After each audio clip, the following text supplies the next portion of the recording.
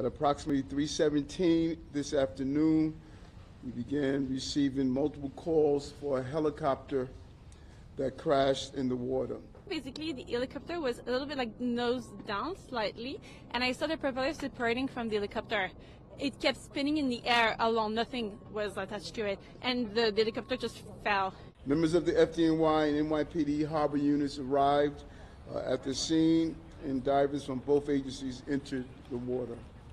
At this time, all 6 victims have been removed from the water, and sadly, all 6 victims have been pronounced deceased. I heard a big boom, thinking that it was like construction next door, but it definitely sounded like way louder than anything that they could be doing over there.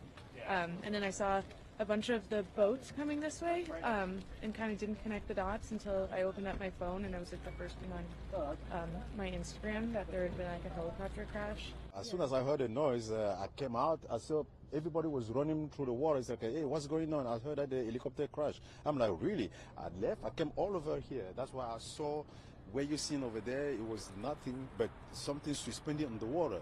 Then when I saw the police start coming over, then I realized that it was really crashed. Then we saw the ambulance. Everybody was running around crying.